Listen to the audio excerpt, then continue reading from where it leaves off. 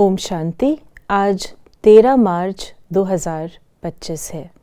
प्यारे बाबा ने हम बच्चों को बतलाया है कि हमें बाबा की याद में रहना है, लेकिन बाबा की याद में कोई है, उसकी निशानी उसके जीवन से दिखाई देगी।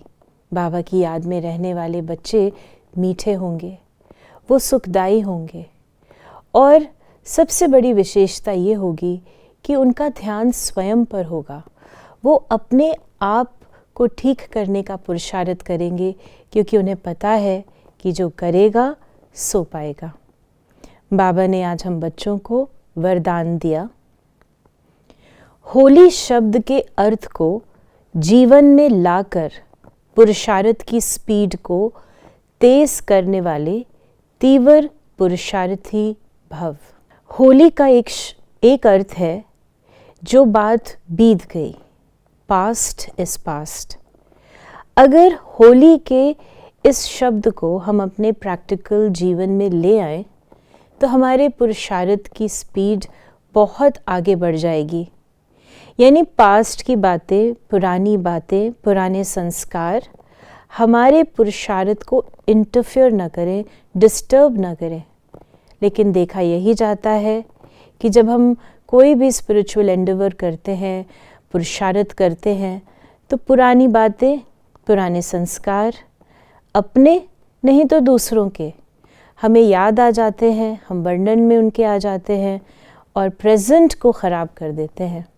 तो बाबा ने हमें कहा है कि हमें अपनी पुरानी बातें और दूसरों की पुरानी बातें न चिंतन में लानी है, यानी उसको सोचना नहीं है, बार बार उसके ही चिंतन में नहीं रहना है, न चित्त में रखना है। देखना है कि कहीं मेरे चित्त में पुरानी पुरानी बातें बसी तो नहीं है।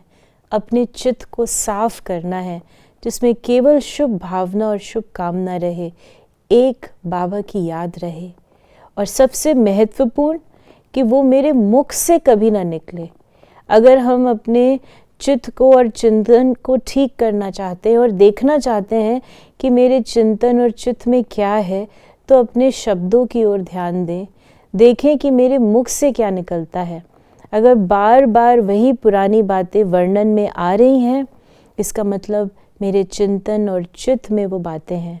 तो सबसे पहले हम अपने वर्णन को स्टॉप करें, चिंतन को स्टॉप करें और चित्त को साफ करें, जिससे ये सारी पुरानी बातें याद तो रहेंगी, लेकिन ऐसा लगेगा कि ये किसी दूसरे जन्म की बात है, बहुत पुराने जन्म की बात है, और वो हमें इमोशनली किसी भी रीति से पुरुषार्थ में वर्तमान में डिस्टर्ब नहीं करेंगी और हम तीव्र पुरुषार्थी बन जाएंगे।